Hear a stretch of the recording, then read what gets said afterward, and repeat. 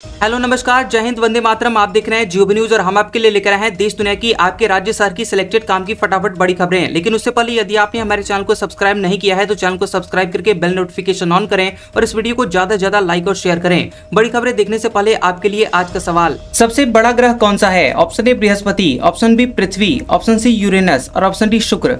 इस सवाल का जवाब हमें कमेंट करें और आप किस राज्य और शहर की ज्यादा खबरें देखना चाहते हैं हमें कमेंट करके बताएं ताकि हम आपके राज्य शहर की ज्यादा खबरें दिखा सकें। चलिए अब देखते हैं आज की फटाफट बड़ी खबरें।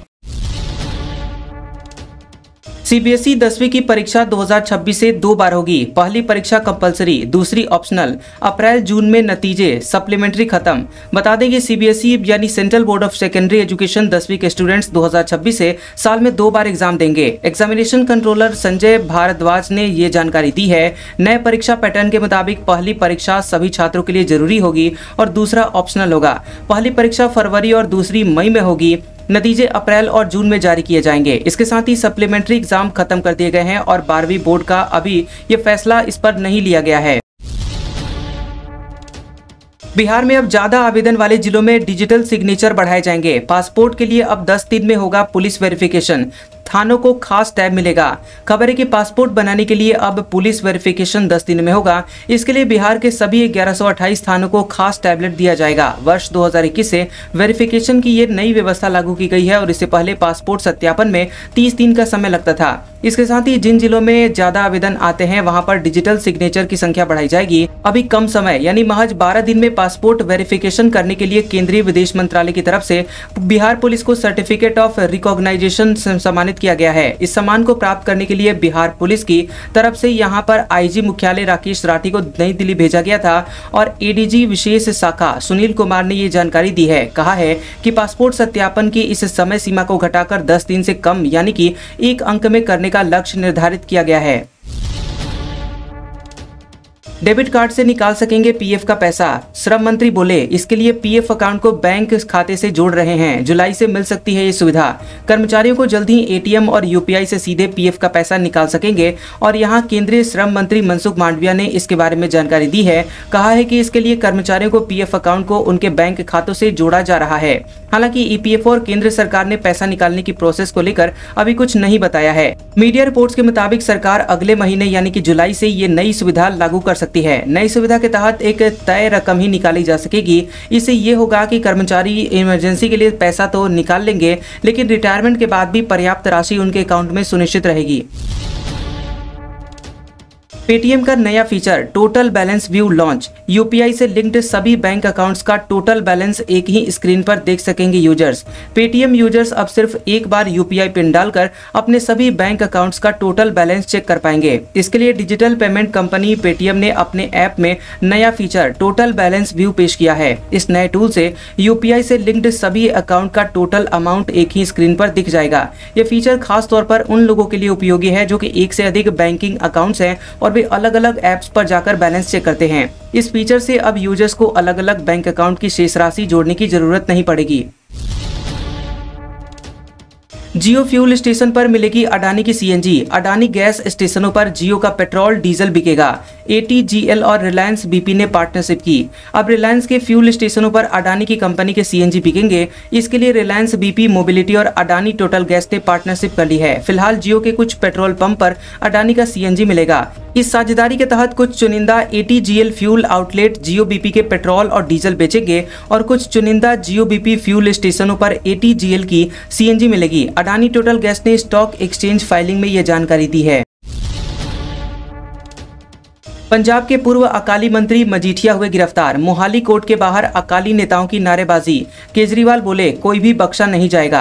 पंजाब विजिलेंस ने पूर्व अकाली मंत्री विक्रम मजीठिया को गिरफ्तार कर लिया है। ये गिरफ्तारी आय से अधिक संपत्ति के केस में की गई है। अमृतसर से गिरफ्तार करने के बाद विजिलेंस की टीम मजीठिया को मोहाली ले गई है जहां पर उन्हें कोर्ट में पेश किया जाएगा। इस बीच अकाली दल के नेताओं और समर्थकों का कोर्ट के बाहर पहुंचना शुरू हो गया है। वहीं कार्यकर्ता यहां जमकर नारेबाजी कर रहे हैं। सोनम राज ने कबूला, हम एक दूसरे से प्यार करते हैं। इंदौर में सोनम की अवैध पिस्टल बरामद, पुलिस को लैपटॉप की भी तलाश। खबर है कि राजा रंगवंशी मर्डर मामले में आरोपी सोनम और राज कुशवाहा ने शिलोंग पुलिस के सामने पहली बार रिलेशनशिप में होने की बात कही है।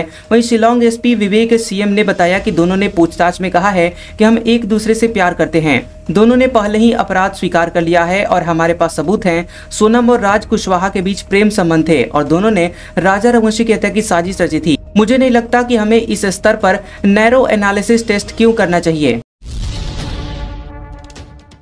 राजस्थान में प्राचीन सरस्वती नदी का चैनल दिखा, महाभारत काल के अवशेष मिले। डीग में खुदाई में निकली 5500 साल पुरानी सभ्यता। बता दें कि राजस्थान में भरतपुर से करीब 37 किलोमीटर दूर डीग जिले के बहज गांव में भारतीय पुरातत्व सर्वेक्षण यानी ASI को बड़ी कामयाबी मिली है। साल 2024 में बहज गांव में 4 महीने तक खुदाई चली और सर्वे में मिले पूरा अवशेष को लेकर अब ASI का दावा है कि यहां 3500 से 1000 ईसा पूर्व पुरानी सभ्यता के अवशेष मिले हैं। पुरातत्व शोधार्थी ने बताया कि बहज गांव में एक पुरानी नदी के चैनल की खोज हुई है। गांव में 23 मीटर की गहराई पर एक प्राचीन नदी तंत्र पैलियो चैनल मिला है। इतिहासकार इसे ऋग्वेद में वर्णित सरस्वती नदी से जोड़कर देख रहे हैं। 100 करोड़ रुपए की ठगी के मामले में ईडी की महाराष्ट्र और गुजरात में छापेमारी। इन्फोर्समेंट डायरेक्टरेट यानी ईडी ने 100 करोड़ रुपए से ज्यादा की साइबर ठगी से जुड़े हुए मामले में महाराष्ट्र और गुजरात के कई ठिकानों पर छापेमारी की है। ये कार्रवाई आम जनता से धोखाधड़ी के मामलों के सिलसिले में की गई है। ईडी का अहमदाबाद जोनल ऑफिस जांच में जुटा हुआ है। ये छापेमारी मुंबई, सूरत और अहमदाबाद में prevention of money laundering act PMLA के तहत चल रही है। अंतरिक्ष पहुंचकर एस्ट्रोनॉट शुभांशु बोले, व्हाट अ राइड। कहा, कंधे पर तिरंगा देश से जुड़े हुए हैं। लॉन्चिंग सफल होने पर भावुक हुए माता पिता। बता दें कि भारतीय astronaut Shubhanshu Shukla axiom mission 4 के तहत 25 जून को इंटरनेशनल स्पेस स्टेशन पहुंचे। उनका ये मिशन पहले 6 बार तकनीकी दिक्कतों के कारण टल चुका था। उनके साथ 3 अन्य एस्ट्रोनॉट भी स्पेस स्टेशन के लिए रवाना हुए हैं। अंतरिक्ष में पहुंचने के बाद शुभांशु ने कहा कि व्हाट अ राइड। मेरे कंधे पर लगा तिरंगा बताता है कि मैं आप सभी के साथ हूँ। वही लॉन्चिंग सफल होने पर शुभांशु के माता पिता आशा शुक्ला और शंभू दयाल शुक्ला भावुक हो गए। उन्होंने बेटे की सफलता पर ताली बजाकर खुशी जताई। इजराइल से 224 भारतीय नागरिक लौटे। भारतीय दूतावास ने ईरान में ऑपरेशन सिंधु बंद किया। इजराइल ईरान में सीज फायर के बाद लिया गया फैसला। ऑपरेशन सिंधु के तहत यहां 224 भारतीय नागरिक इजराइल से भारत लौटे। ईरान इजराइल के तनाव के बीच दोनों देशों से अब तक 3394 भारतीयों को भारत लाया जा चुका है। इससे पहले 24 जून की रात 12:01 पर 282 भारतीयों को लेकर एक फ्लाइट मशहद से दिल्ली के लिए पहुंची थी। उधर भारतीय दूतावास ने बताया था कि ईरान और इजराइल के बीच सैन्य संघर्ष के दौरान शुरू किए गए भारतीयों को निकालने के अभियान को बंद कर रहे हैं, क्योंकि दोनों देशों के बीच अब युद्ध विराम हो गया है। दूतावास ने इवैक्यूएशन यानी लोगों को निकालने के लिए नए नामों को रजिस्टर करने के लिए खोली गई डेस्क को बंद कर दिया। इमरजेंसी के 50 साल, पीएम समेत पूरी कैबिनेट ने मौन रखा। मोदी ने लिखा, कांग्रेस ने लोकतंत्र को कैद किया। खड़गे का जवाब, ये झूठ छिपाने का नाटक। पीएम नरेंद्र मोदी की अध्यक्षता में कैबिनेट बैठक में आपातकाल के 50 साल पूरा होने पर एक प्रस्ताव पास किया गया। इसके बाद आपातकाल के पीड़ितों को श्रद्धांजलि के रूप में 2 मिनट का मौन रखा गया। वहीं कैबिनेट बैठक में 3 बड़े फैसले लिए गए। पहला, पुणे मेट्रो विस्तार के लिए 3626 करोड़ रुपए पारित। दूसरा, झारखंड के झरिया अंडरग्राउंड फायर के लिए 5940 करोड़ रुपए का संशोधित मास्टर प्लान मंजूर। और तीसरा, आगरा में 111 करोड़ रुपए की लागत से अंतर्राष्ट्रीय आलू केंद्र स्थापित किया जाएगा।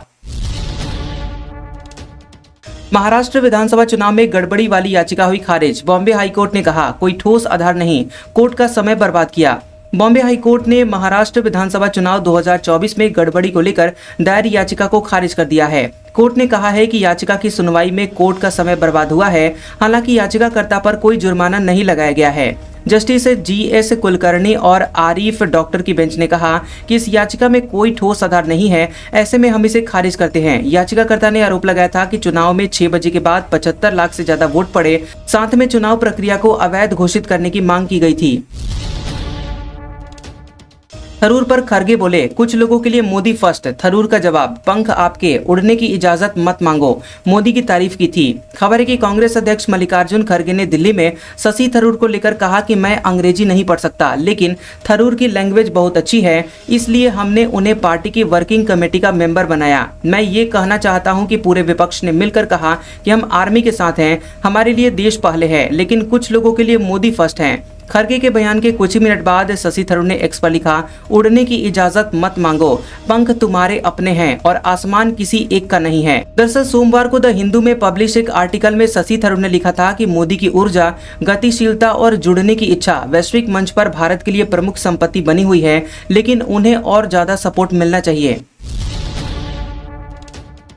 नाटो समिट में ट्रंप के एजेंडे का हुआ विरोध। स्पेन ने रक्षा खर्च बढ़ाने से इनकार किया।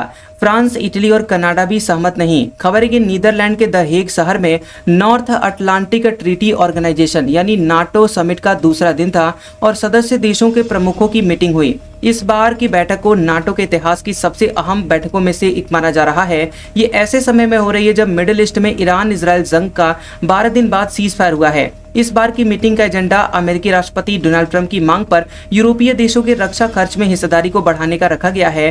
ट्रंप चाहते हैं कि सभी सदस्य देश अपने जीडीपी का 5% रक्षा पर खर्च करें।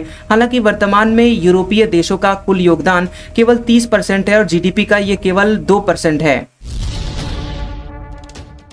अभिनंदन को पकड़ने वाला पाकिस्तानी अफसर मारा गया। 2019 में पाकिस्तान में गिरा था विंग कमांडर का विमान। 58 घंटे बाद हुई थी रिहाई।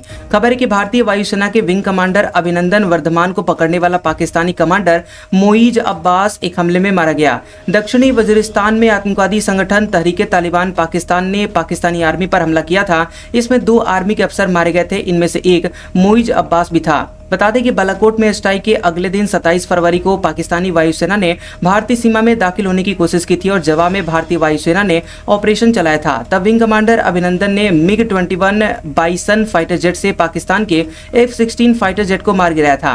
हालांकि उनका विमान पाकिस्तानी सीमा में गिर गया था और पाकिस्तानी आर्मी ने अभिनंदन को कैद कर लिया था। बिहार में सर्वाधिक टैक्स देने वाले व्यवसायियों को भामाशाह सम्मान मिलेगा। दीघा से कोइलवर तक 35.65 किलोमीटर लंबा गंगा पथ हम मॉडल से बनेगा। बता दें कि बिहार के दीघा, शेरपुर, कोइलवर गंगा पथ हम यानी हाइब्रिड NUT मॉडल पर बनेगा। कैबिनेट ने हम मॉडल पर बनने वाली राज्य सरकार की इस पहली परियोजना को मंजूरी दे दी है। कुल लागत में से 40% राशि राज्य सरकार खर्च करेगी, 60% राशि एजेंसी लगाएगी। इस 60% राशि की वसूली टोल टैक्स व बजट के माध्यम से योजना समाप्त होने के 15 वर्षों तक किस्तों में की जाएगी।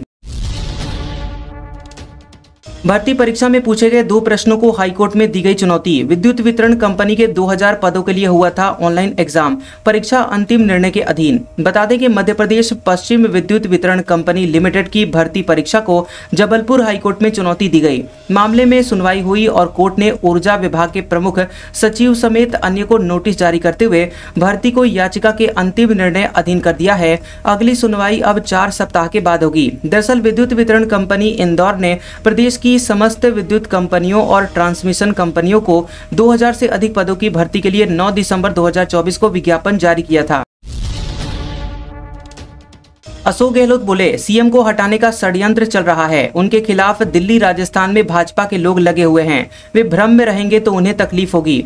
पूर्व मुख्यमंत्री अशोक गहलोत ने सीएम भजनलाल शर्मा को लेकर एक बड़ा दावा किया है। उन्होंने कहा कि सीएम को हटाने का भयंकर षड्यंत्र चल रहा है। उनके खिलाफ भाजपा के लोग लगे हुए हैं। पूर्व सीएम ने जोधपुर दौरे पर पहुंचे थे, जहां सर्किट हाउस में मीडिया से बातचीत में उन्होंने कहा कि मुख्यमंत्री जन सुनवाई करें तो पता चल जाएगा कि जनता क्या चाहती है। पूर्व मुख्यमंत्री गहलोत ने कहा कि हम विपक्ष में हैं, हम भावना जो होती है, जन भावना, उसको लोग आकर कहते हैं या मीडिया में खबरें आती हैं तो वो बात हम उठाते हैं। वो समझते हैं कि राजनीतिक आलोचनाएं सच्चाई नहीं है। इस भ्रम में रहेंगे तो मुख्यमंत्री को तकलीफ होने वाली है।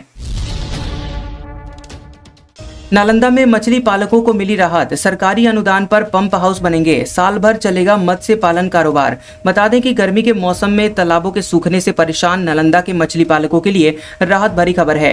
राज्य सरकार की विशेष सहायता योजना के तहत अब तालाबों के पास पंप हाउस स्थापित करने के लिए भारी अनुदान दिया जा रहा है। इस पहल से न केवल तालाब साल भर भरेंगे और यहाँ बल्कि मछली पालकों की आय में भी वृद्धि होगी। नालंदा में सरकारी और निजी मिलाकर के 1750 से अधिक तालाब हैं, जहाँ बड़े पैमाने पर मत्स्य पालन का काम होता है। लेकिन गर्मी के दिनों में स्थिति गंभीर हो जाती है। जिला मत्स्य विभाग के आंकड़ों के मुताबिक गर्मी आते ही 60% छोटे और मध्यम आकार के तालाब पूरी तरह से सूख जाते हैं। मानसून की देरी की स्थिति में तो बड़े तालाब भी सूखने के कगार पर पहुंच जाते हैं। आज का सुविचार, आपको जो भी मिला है आपके भाग्य से ज्यादा ही मिला है।